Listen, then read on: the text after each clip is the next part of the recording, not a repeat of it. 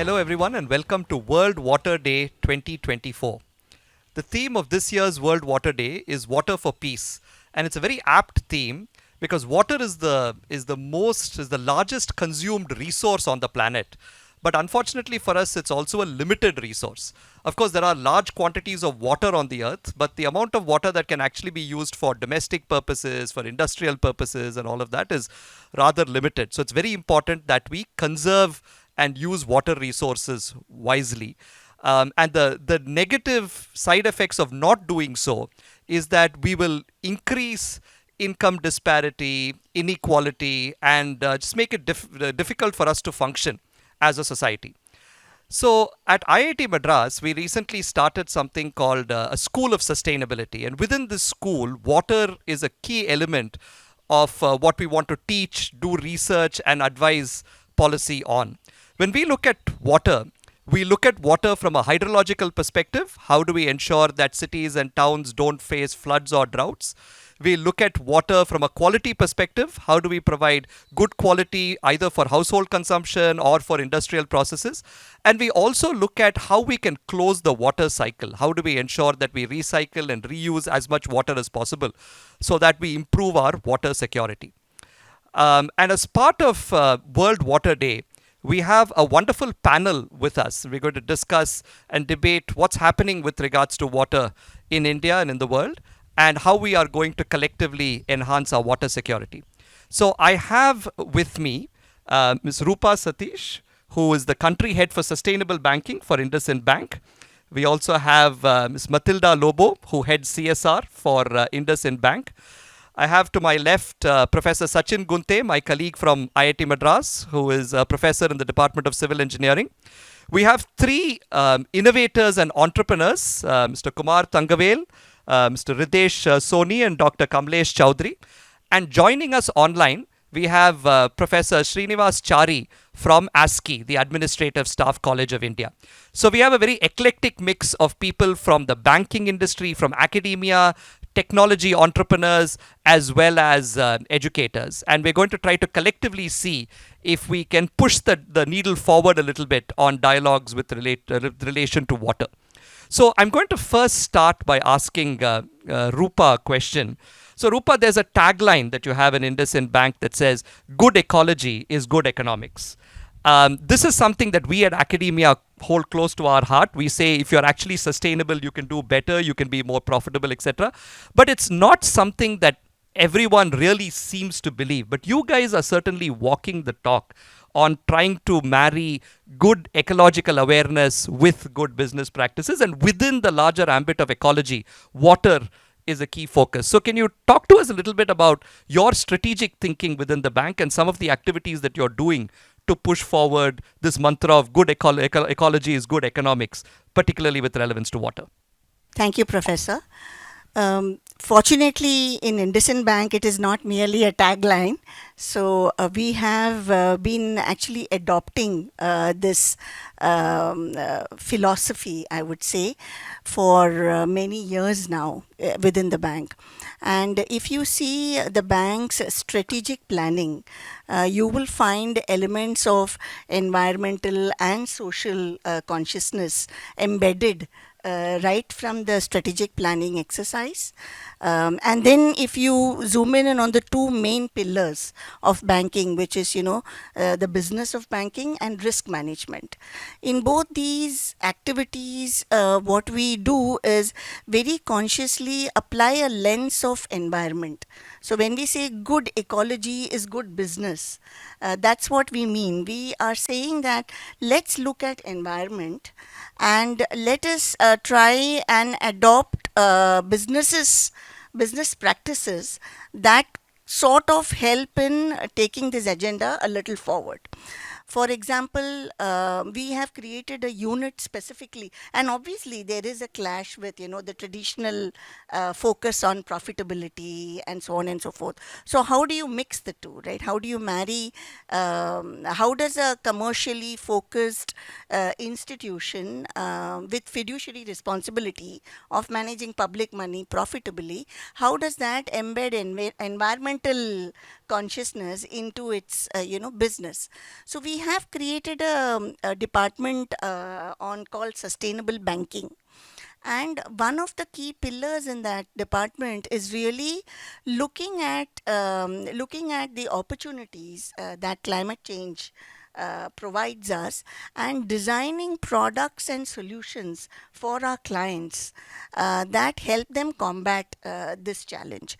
For example, we introduced a green deposit where you source, where you make public aware of the need to contribute to financing of a green book in the bank, and then you channel the money that you have sourced towards building a green book. We introduced solar rooftop financing for MSMEs, and there are many examples like that. In risk management, also, what we do is we put a ESG sort of filter. So any company which is seeking a loan in IndusInd Bank necessarily goes through a ESG filter, which means that we check it, a separate group within the bank checks the company for their ESG risk. There is a scorecard, there is a rating mechanism, and once the ESG clearance is given, it then moves into the file, only after that moves into the credit committee for a credit discussion. So it's embedded in that way. And you mentioned also about water. So given the focus on water, you will see the focus across multiple facets within the bank, because we've been championing this agenda for many years again. Um, you will see Matilda speak about the CSR focus on water. In addition, we are very conscious in underwriting loans for water. We have a tie-up with ASCI, supporting innovators who are coming in for financing them and for helping them scale their innovations in water. Then we also have specific employee-focused volunteering initiatives to spread the awareness on water within the bank. So we try to look at the concept from all angles.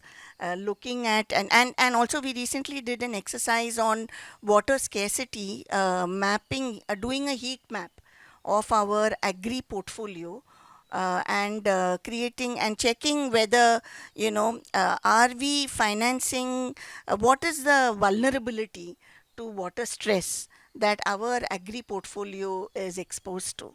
And of course, India is an extremely water stressed nation, so it did throw up some alarming numbers there. But fortunately, we have been in a position to look at both, in terms of the risk involved and the actions that we can take to safeguard our portfolio exposures with this undue climate change that is there, by putting caps and filters accordingly. So that's the way in which we are approaching this whole concept a little holistically.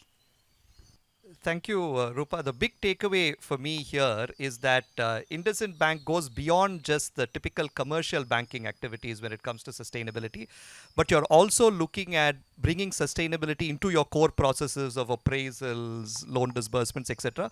But you're also going one step beyond that, do what in our world we would call research studies that actually help you understand the landscape so that you can be more responsible as a financing agency. So we'll come back to some of this later on.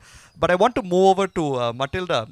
Matilda, I feel CSR is a very, very powerful tool that allows organizations to go straight to the grassroots and sort of create and implement change, right? So not just a strategic decision that's taken in the boardroom, it's actually boots on the ground trying to make impact on livelihoods and so on. And you head CSR at IndusInd Bank, and I know you guys do a lot with regards to water specifically as part of your CSR activities. So could you tell us a little bit about the kinds of activities that you're doing and the impact that it's having? When we look at CSR, we look at it in terms of an integrated approach.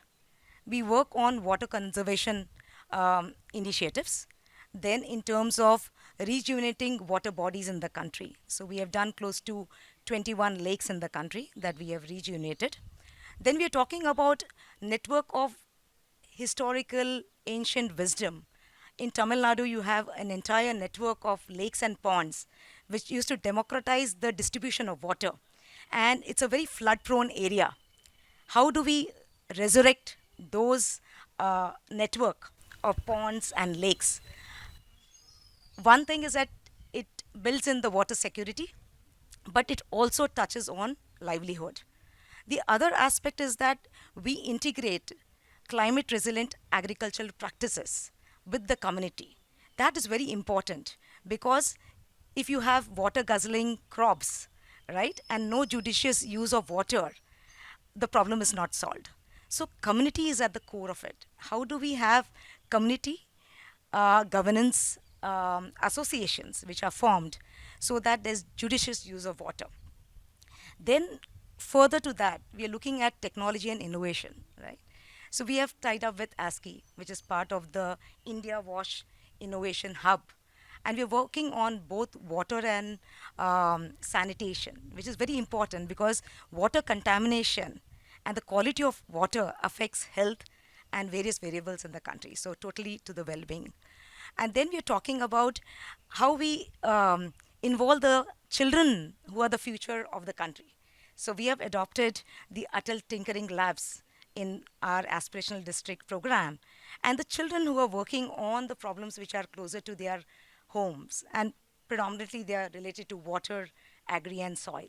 So this is, encompasses what we are doing at IndusInd Bank. It totally aligns with the country's Jal Jeevan mission. Then when you talk about the UN Sustainable Development Goal 6, it totally aligns with that. And further, I think it's very important for us to work in collaboration with government. So we do a lot of advocacy, work along with the district administration, with different key stakeholders, so that this fits into policy level issues. And that is going to be sustainable in the long run. Other larger partnership, I think, is very important with academias and research, because till the time we don't have data, we are not looking at various indicators and variables in the atmospheric or global indicators, how it will affect water in terms of the long run, in terms of the future. We are not going to solve the problem. It may be for today, but not for tomorrow. And so, further building on what Rupa mentioned, in terms of the principle of the organization IndusInd Bank, good ecology is good economics. We believe in the collective goodness of each and every stakeholder and play to the strength. And that is Sattvam, which means goodness. And our ethos is our country and our commitment. We are totally committed towards solving social problems in a sustainable manner.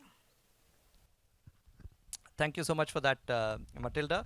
Again, I think what I really liked from that is you can go ahead and rejuvenate lakes and ponds. That's one thing, and you guys are doing a great job on that.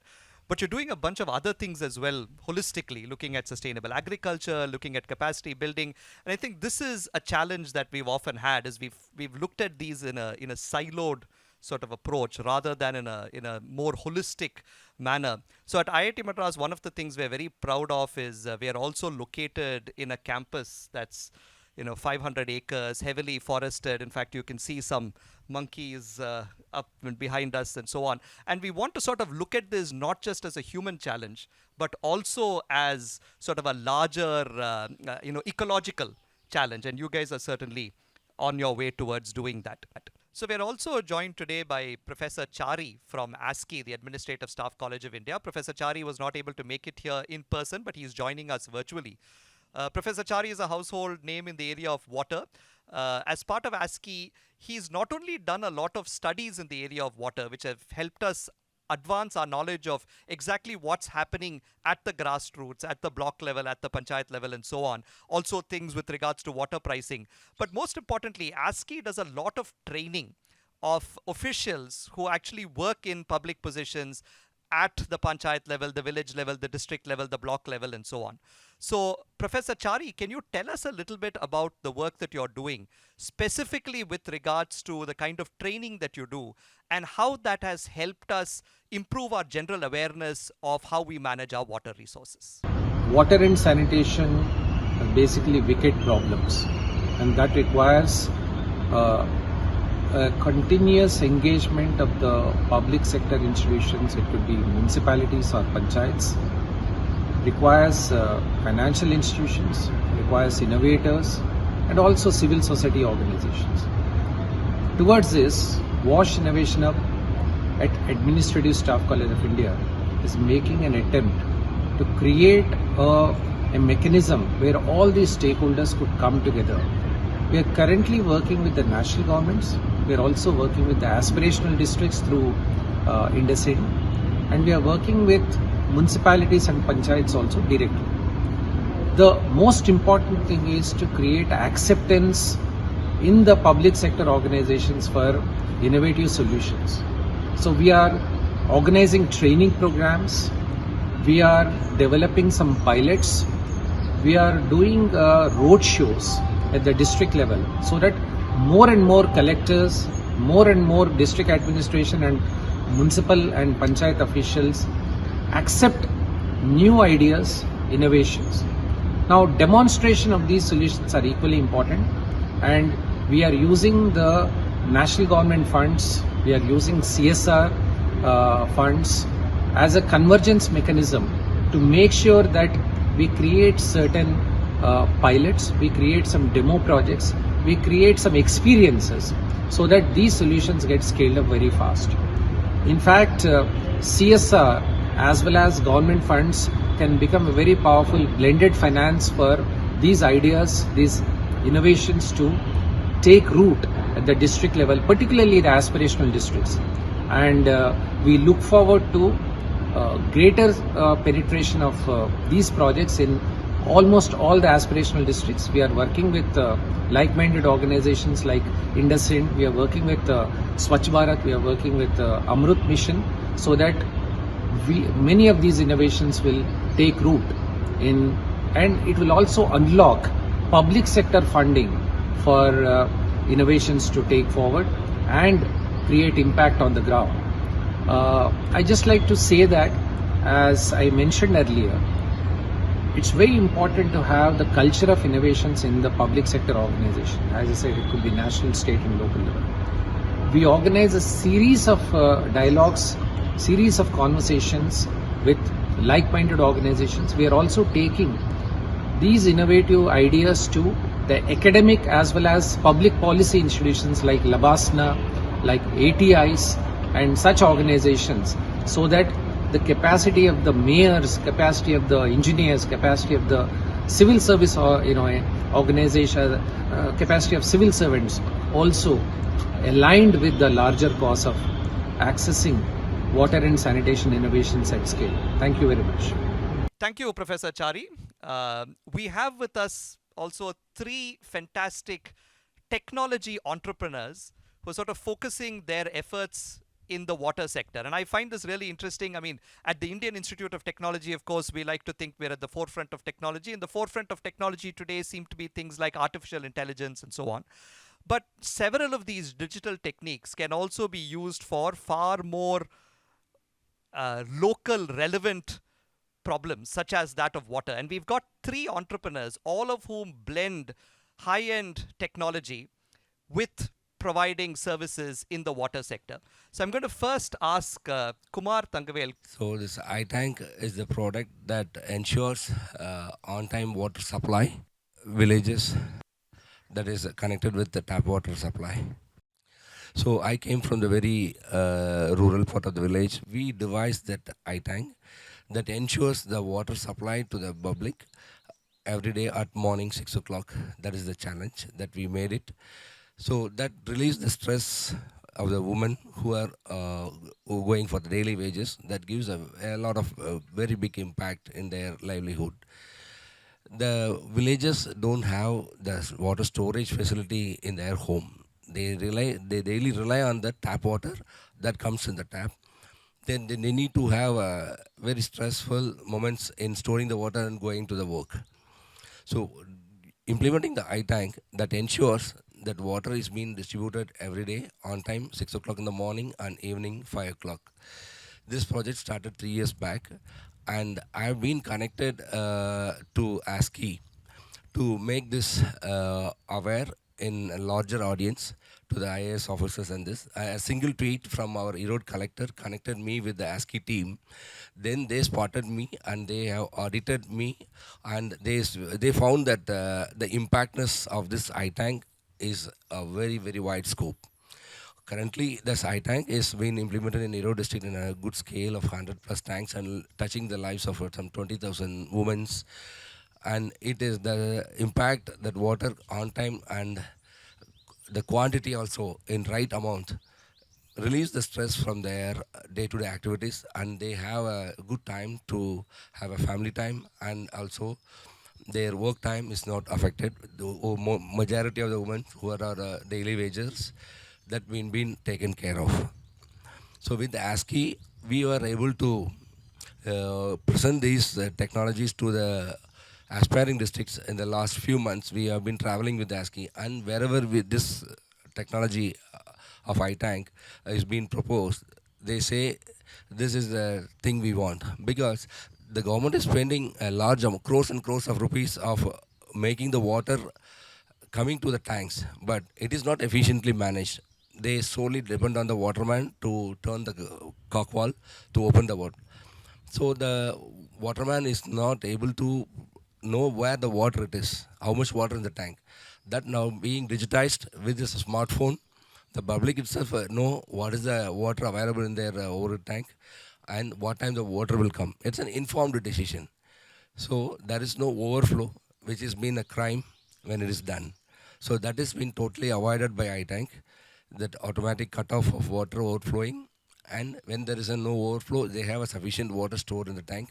And water equality, when we speak, the people who have money, economic power, they can start for the water. But when see in the rural, the women and the people are very deprived. So this iTank ensures water equality, so that they give the water in time and the right amount. The LPCD, what the government officials are talking, 55 liters per day, that has been much more effectively managed and effective. This is where the journey of iTank going to touch millions of rural villages, and the empowerment of women is going to happen with giving the right amount of water. And when the water is available, the sanitation is taken care very well. That water tank that is connected to the local schools in the villages, when they have a good amount of water, the sanitation is also taken care. The pillar of sanitation lies in water. So the water security is being ensured, and on the top level, the government officials also know that this village is getting the water. That's an informed decision, a chain of hierarchy from the village sarpant, that's a panchayat president, to the block level officer and to the collectorate. We built the dashboard. So now this technology, when the data revolution has been happened all over India, now that IoT is connecting each and every tank of the villages to the district collectorate, and the collector knows that this is the right amount of water is going to the public. That has been envisioned. Thank you. Thank you, Kumar. For those of us who may not have quite understood the relationship between gender equality and water, I think, Kumar, you've put it across very succinctly.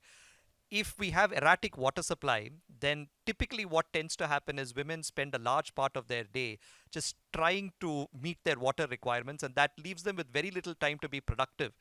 Doing something else, and therefore their independence also comes into question. And so if you have good quality water supply, then you're effectively empowering women, and thereby achieving better equality and a better society. And also what was really nice, Kumar, about the story that you told is how you have an intervention that is a combination of entrepreneurship, technology, but also partnership with government. And I think all of these are going to be important parts. We'll come to some of these later. But I'm going to turn it over, and Kamlesh, I'd like to ask you to talk a little bit about the wonderful work that you guys are doing using a slightly different kind of technology, more of the Internet of Things kind of an approach to solve water-related problems at the grassroots. So can you tell us a little bit more about what you do? This is Kamlesh from INET Aqua. We need sensors to collect the data. So we're in the space of sensors for water quality monitoring. And again, this assessment is done at different levels. It can be done at a district level or a particular region is assessed, where we talk about spatio-temporal mapping of water quality. It is also assessed at the water treatment plant or even at household level.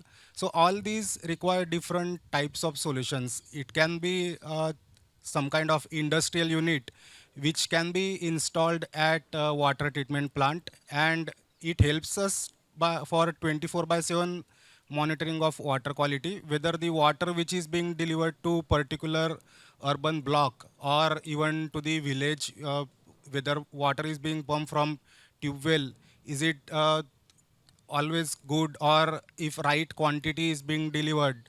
And when this water reaches the household taps, we again want to assess whether when there is a leakage in pipelines or because households are far from the treatment plant, right pressure and quantity of water is not reaching. So it requires, as I mentioned, it requires different types of products. We have developed products which can be a bit rugged and can be installed at the source level. We call it as a stationary water quality monitoring unit. And along with that, we have some other products which are kind of mobile products, a briefcase type unit which has inlet for from tap water, and that tap water quality is assessed while the water flows through sensors. We can connect this unit with a smartphone app, and the geotag data can be collected. So we can very quickly have mapping of equitable distribution of water quality as well as quantity across the households connected to particular source. Now there are again multiple solutions. If we want to have very accurate assessment, in that case we need to use industrial sensors, and cost would be much higher, and it can be paid only by bigger organizations. But if some local organization would like to do such mapping study and understanding of accessibility of water across the village, then in that case we have some small devices which can be operated even by college students or school students, and in that way we can again create social awareness among the public. When they understand about water quality, whether it is good or bad, then they know more about what to ask when they are talking to concerned authorities. So our products are mainly focusing on accessibility of water to all the tap connections across the village as well as urban areas, and it also supports creating social awareness among the public about knowing more about availability of water as well as quality of water. Thanks for that, Kamlesh. I think two things stood out. One, which is a point that I think Kumar also made, is that both of you are now able to get data at such a granular level that we can actually make pinpoint decisions on either water supply or water quality, which earlier was not possible without this kind of technology. You just knew roughly how much water was being supplied. But the other point that I really liked is, in order to scale, we'll have to simplify this technology to an extent that it can be adopted everywhere. And your point about how you can bring this to a level where any sort of college student or perhaps even high school student can sort of use these kinds of technologies, allow this to scale nationwide very quickly, which is sort of what we need. So thanks for that. I'd like to now move on to Ridesh. Ridesh, you're doing fantastic work at OMSAT, looking at things like satellite imagery and seeing how that might provide us with information to better manage our water resources and provide water of good quality. Can you tell us a little bit more about the work that you do? Imagine you had been given the responsibility of setting up a civilization on the moon. What would be the most essential resource you would look for sustaining life? Yes, you are absolutely right. It is water. Now, water on the moon was an interesting discovery. After Neil Armstrong landed on the moon in the 1967, there were several missions sent to discover this precious resource. Unfortunately, there was no success. Accidentally, in the year 1995, there was a space mission by the US spy satellite named Clementine, which was on the verge of its the end of its mission, by which it was ordered to go and inspect the signatures on moon. So Clementine in 1996 was the first one which gave the possibility that yes, there could be water on the moon. This discovery was finally validated by the Chandrayaan-1 lunar mission of India in the year 2009. Now, when I was working in the Chandrayaan-2 mission as a scientist, I was tasked for finding water on the moon. Now, considering the moon to be an arid place and using the same motivation behind the technology that was used to discover water on the moon by the Chandrayaan-1 lunar mission, we said, why not develop the same technology for detecting the smallest droplet present underneath your feet? Now, I would like to. I come from Maharashtra, where there is a vicious circle. Now, as I describe this vicious circle, 2 out of 5 farmers in Marathwada district, that is covering 8 districts of Maharashtra, are facing water crisis. Whenever there is a water crisis, there is a food crisis. And whenever there is a food crisis, there is a migrational crisis. As it is evident in the year 2022 itself, 50,000 farmers migrated to other urban areas. Now, as the population of Marathwada is subjected to increase at 20 million by the year 2030, every drop per crop will count. So, in order to mitigate the solution by using advanced earth imaging techniques, we monitor the changes happening in the groundwater levels. That is an indication of the overexploitation of underground water resources taking place. We have a diverse range of a spectrum of products that is ranging from groundwater source sustainability, that is telling where to build the groundwater recharge sites, to where the overexploitation in the underground water resource is taking place, to where to target the underground water resource, solar pump site suitability, robotics technology to go and monitor the borewell levels inside the pipelines, detect algae detection, rust detection, etc., illegal connections. And we have a technology for converting hard water to soft water, which is a kind of a system that is not using any power source of supply. That is essentially a big problem when it comes to farmers not having electricity present on the field at date. So, having done ideation, brainstorming, and market research, we have scanned around 44,000 hectares of land, created 3,800 water points, recharged 17,000 kiloliters of water per month, and benefited thousands of smallholder farmer families. Now, we are different because most of the solutions in the Indian market are only focused for groundwater detection. But research has given the power to us to have forecasting abilities, unlike any other solution present in the Indian market. Additionally, when I talk about groundwater, it is not more of a technological intervention problem as much as it is a socio-economical problem, considering the demands of water sellers, water buyers, and control groups. Therefore, we organize hydro-social contracts to ensure equitable distribution and resource allocation to each stakeholder in the groundwater value chain. Now, having perfected this technology, we further developed this technology for finding leakages in underground water pipelines. The data that could penetrate 60 meters in the dry soil for detecting underground water resources could penetrate 10 meters into the concrete to detect the subsurface water signals in the urban areas. So we did this project for the smart city Udaipur with the help of ASCI, and we detected 47 leakages, saved around 36,000 kiloliters of water, and revenue water of 80 lakh rupees was saved due to the same. With the help of IndusInd Bank and ASCI, currently we are working for the 2 aspirational districts of Bara and the Osmanabad, where this implementation would be going to take place. So, thank you, sir. Thanks so much, Ritesh. I was fascinated that this wonderful story that you told had its genesis in a research organization, right? So in ISRO, when you were a scientist there.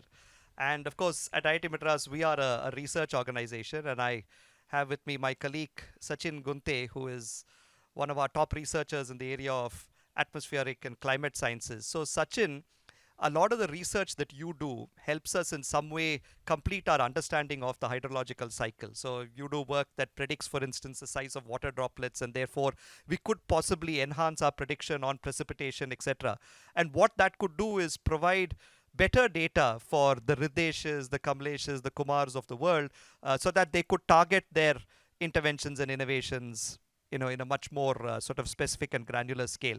So could you tell us a little bit about the kind of work that you do, and also how far away are we from research that can actually be implemented in practice? Thanks, Ashwin, and then thanks to everyone for having me here.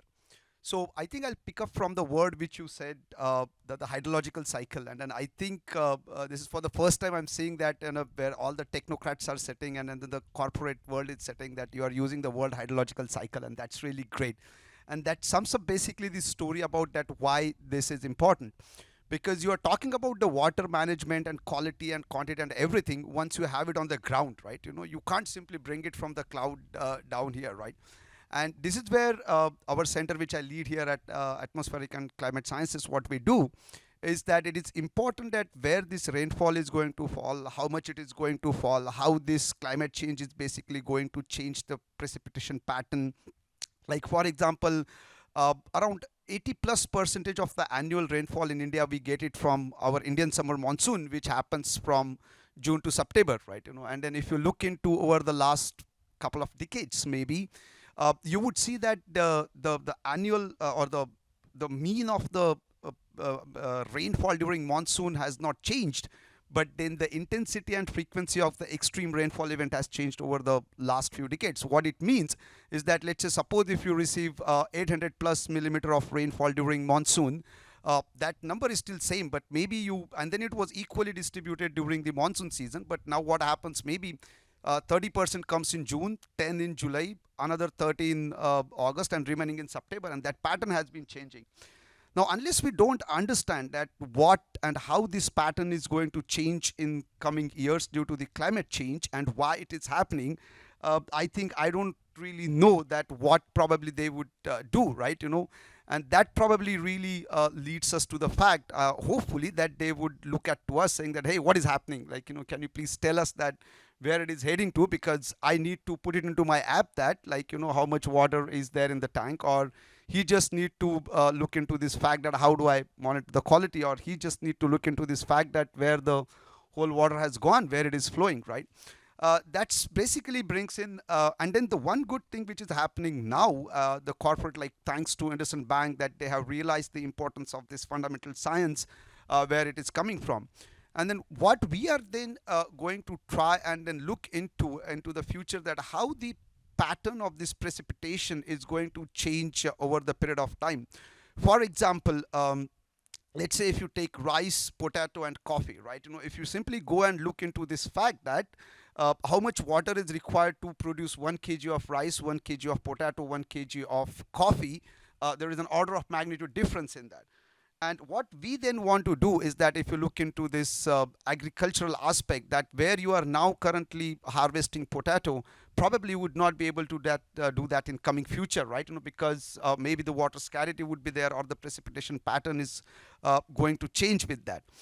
Now that's one aspect of it, and then, as I said, thanks to IndusInd Bank coming forward to give us this opportunity, and then realizing this importance, that why it is going to be important, and then the work which we are going to do now, look into the exactly the contrasting environment, where you have an area where you have the drought prone area, and then see how it is going to change and what are the resilience practices which are required, and then at the same time you look an area where you have the flood prone area, and then what are the resiliences required.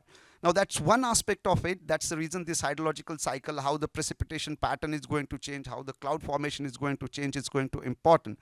But at the same time, I remember that at some point of time when I used to travel by train, I never carried a water bottle, or I never brought a water bottle. I used to carry some that bag which we used to have, and then when the train stops, run there and then fill it that water and then drink it.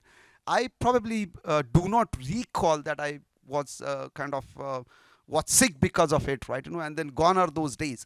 And then why that is happening, that one of the important part which I do believe is that this change in the precipitation pattern, right? You don't really have the local source of the water bodies which could be quickly brought into this fact that you could use that.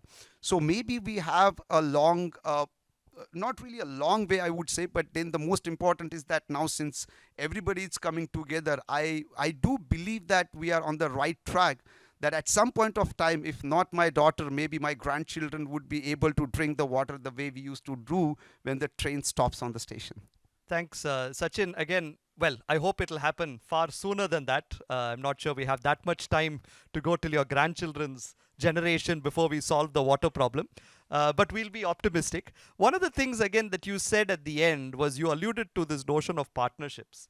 And I think that's very critical in terms of everything that we've heard over the last half an hour or 45 minutes today, is that none of us by ourselves can solve this problem. So we need entrepreneurs who are bringing technology to the grassroots, but you also need research that's being done that informs what we need to do. We need financing, because all of this has to be executed on the ground, and we need the support of people from government, and their capacity sort of needs to be built. So in some sense, it's really nice to see that banks like IndusInd Bank are coming together and supporting academia through some of your CSR initiatives, supporting these entrepreneurs, and also supporting organizations like ASCI that in turn help build capacity within governments.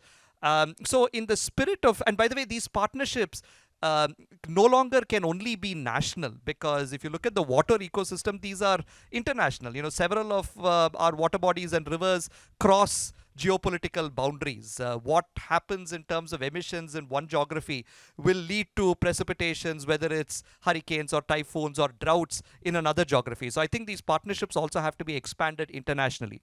But just wanted to quickly pick your brains, both Rupa and Matilda, in terms of how can banks like IndusInd Bank, either through the conventional banking functions, the new sustainable banking vertical that you have, or through your CSR, support more of these kinds of entrepreneurs who are actually trying to, are doing high risk work in some sense, but are also likely to make a lot of impact. So your thoughts on that? Yeah, very, very rightly said, Professor. Actually, partnerships are at the core, I would say, for bringing solutions together like this, especially in areas where there is a lot of innovation coming in.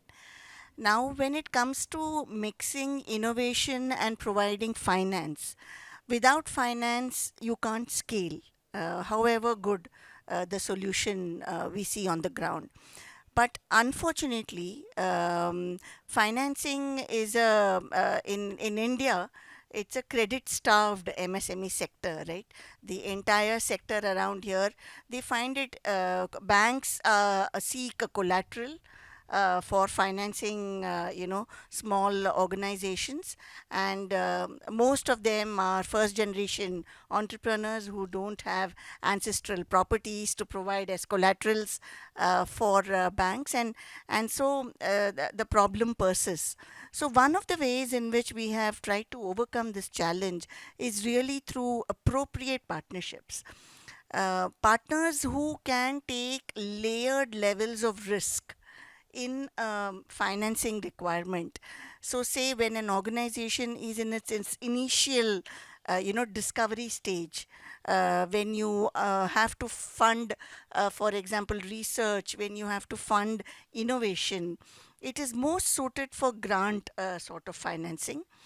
You also, so that is when we either ourselves or through our partners, we provide that type of financing. And as the innovator scales up, then we do encourage them to do a pilot which establishes a cash flow for their model, because only strong business models are sustainable in the long run, both for the solution itself and for solving the problem on the ground, as well as for the financing partner. So it is important that a pilot is done which establishes that this will solve the problem in a sustained manner.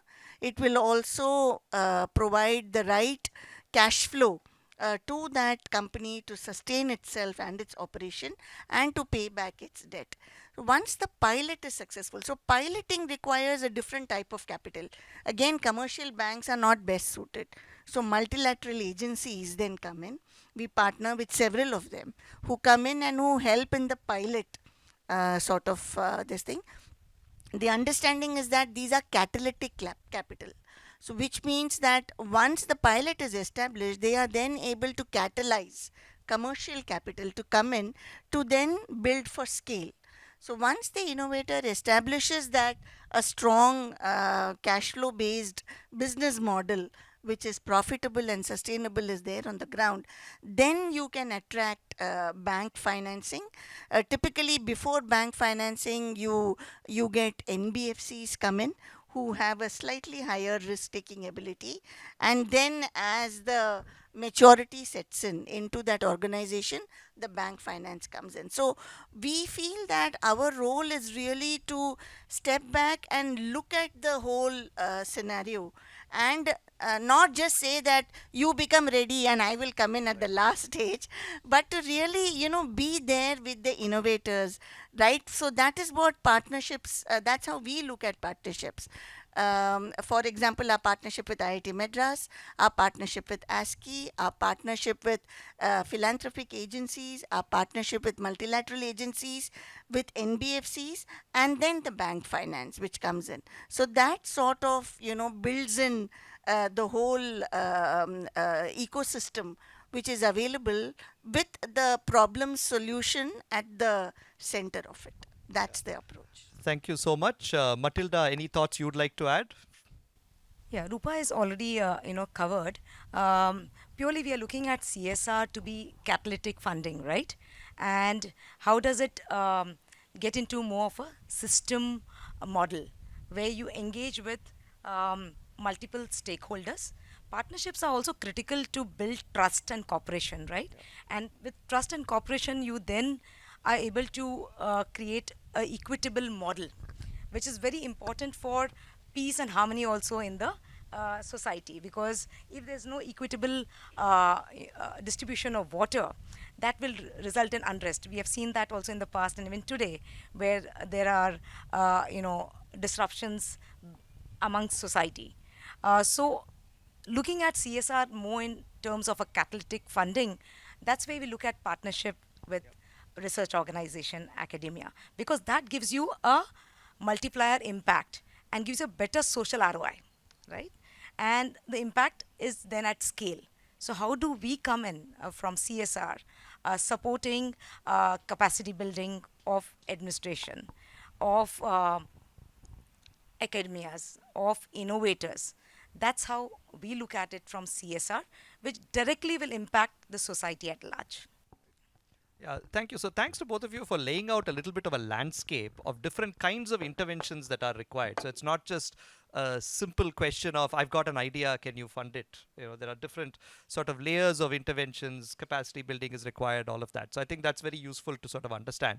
I now have a question for our three entrepreneurs, and maybe it's the same question, but maybe Kumar, you can answer it first, and then we'll go in the same order in which we had our initial remarks. IndusInd Bank has clearly showed a commitment to help in this sort of sector. At IIT Madras, we have a commitment to do research in this sector.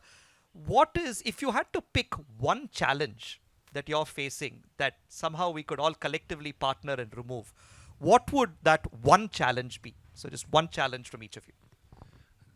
That one challenge is that implementation. When we directly go and say to that village level or the administration government level, they don't believe. When we come through ASCI and to the top directorate from the district collector, so it has been well here. So when we go and directly market with that the product to that villages, it is not at all possible. It is a top-down approach that has been now is well taken and well flowing right now. That is the when we have a good partnership with ASCI and the banking sector like this, as we put our hands on in the aspiring district, then this has been well taken in a good tie-up of a background partnership.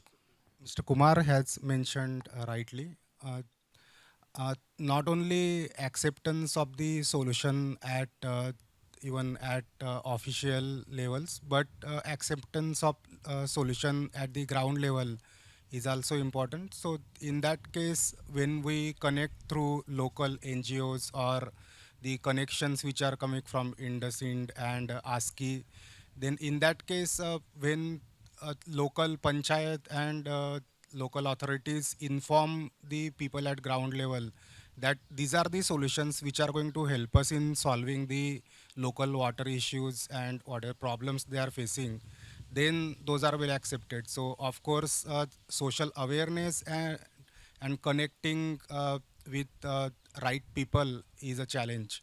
So of course, we are getting help in that from IndusInd as well as ASCI. Right. Thanks, Ridesh. Your one challenge. So, in context of the groundwater, and as I think the nationalized banks would also be able to agree with this problem, is groundwater predominantly it's dominated by those pseudo-scientific water dowsing experts who come with twigs and coconuts and say, okay, go for drilling.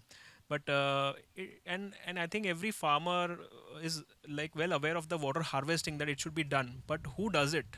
So in terms of implementation of such kind of efforts require a kind of an incentivizing mechanism to such kind of stakeholders that will promote such kind of not only the exploitation but conservation. Exploitation and conservation should go hand in hand. So if we can incentivize our stakeholders by the use of such some kind of credits in some, say like water credits that can be given to them, and there could be a kind of a framework that is already existing with the say carbon credit system, I think that would be able to make the shift from groundwater conservation to exploitation towards groundwater conservation. Yeah. So thank you. I think all three of you, in some sense, have talked about credibility as essentially a key challenge that all of you face. And Rupa, they've also all said that association with an IndusInd Bank or with an ASCI and so on sort of augments that kind of credibility. So do you have some thoughts on how we could sort of help these entrepreneurs from that perspective? No, indeed, it is a challenge because when you are starting out, really, you there are a lot of disbelievers, and you have to go through the process of trying to get support and get the buy-in of various people. It is a tough journey you have chosen when you are an entrepreneur, but we are happy to partner. One idea that I was thinking was that having spotlight series with entrepreneurs. We do that fairly often. We put the spotlight on certain successful stories of entrepreneurs who bank with us, and we showcase, because it's financing is not always the solution, right? Like you have aptly pointed out, there are multiple problems. One problem you said was about credibility. You spoke about social biases, the kind of practices that happen. So spreading awareness together with scientists like you and with association with IIT Madras, really it is very important, I feel, in the society to get over some of these practices which are so steep, very backward and biased, kind of unscientific, having its. So you spoke about social practices which are ingrained in biases that people carry in their minds, and very unscientific, many of them. And I think we must, as responsible citizens, play a part together with organizations like IIT Madras to highlight some of these misconceptions that people in villages have, and I'll be very happy to support you in that endeavor. Thank you, Rupa. Sachin, on the same question on credibility, as researchers, we also get this vibe sometimes that your work is very good, but it's very theoretical. It's very mathematical. It's very hard to understand, and it's not practically useful. So, how do you see partnerships such as the one that we have with IndusInd Bank on, through CSR on this kind of collaborative research, helping break some of those myths and being able to say, no, this industry institute kind of partnership can actually lead to practical solutions on the ground? Yeah, that's the thanks, Ashwin. Again, this is the interesting question, and then we our at center has we have been struggling with this particular question, right? That how do we really implement? I mean, as you rightly said, oh, fine, we publish top quality papers, like even Nature, Science, they recognize our research globally. But then this typical question, so what? Aage kya, right? How do you implement it? The one of the things which happened with the IndusInd Bank particularly is that when this partnership came up, basically, it came out of a mutual respect. Neither they expected us to compromise on what our values and then importance of the research are. And then at the same time, they also said that, like, this is what our values and systems are, that how do we want to support it. And I'll try to put it in terms of a very simple example which probably brought us together, is that when you talk about the climate change, right, so the climate change is not a linear phenomena. Let us understand that, right? So we try to study the climate change science under the different RCP scenarios, which represents like representative concentration pathways. कि अगर कभी business as usual रहेगा तो कितना temperature, if it increases by this much percent and this thing. And one of this thing in the science is very important, that then we can do some sort of a scenario modeling. And these kind of a scenario modeling is something which really puts our foot on the ground, saying that no, if this happens, what do you have to do? If this happens, we have to do. So this credibility gets established, that when it is onus on us, that how do we sell our science properly to the people, those who we are partnering with, to show that why this is important and what kind of the results it will yield on the ground, which will eventually benefit the society. So I think it is basically coming from making them understand that why science is important, and then also the openness. Particularly, I'm thankful to the IndusInd Bank that they said, oh, you know what, we are really very much interested in whatever we do is backed by the strong science in that case. Thank you, Sachin. I mean, we can go on discussing water for days on end because there's a lot of expertise on this panel, but unfortunately, we've run out of time. So in summary, I just wanted to say a couple of things that I sort of felt come through this panel. The first, I think, is that the level of maturity with which we are discussing water today has just grown by leaps and bounds compared to what it was perhaps a few days earlier. When I look at the entrepreneurs today implementing technology, this is not simple stuff. You guys are bringing in pretty complex tools and technologies to solve the problems of water. We've got organizations like IndusInd Bank that have really thought through this process of what is the kind of role that a financing institution could potentially play, not just in terms of being able to give loans or financing, but sort of in creating an ecosystem. And when we look at the research that's happening, it's no longer research just by environmental engineers, although they have a very important role to play. It's research done by climate scientists, environmental engineers, policymakers. There's a lot more maturity in how we're approaching this. So I think that is very heartening to see, and hopefully we will continue to make great strides towards water for peace. But at the same time, I think we all agree that there is a long way to go. I think I really like this issue of credibility that the three entrepreneurs brought out, because I think that is a great challenge. There are ideas are a dime a dozen. We've got several billion people on this planet, many of whom feel that they know exactly how to solve this. How do we let the real quality bubble to the top, and how do we sort of scale these across not just a national scale, but now a complete sort of a global scale, is a big challenge that we'll have to look at. How does research remain practical while also providing a better understanding of science that, by the way, we still don't completely understand?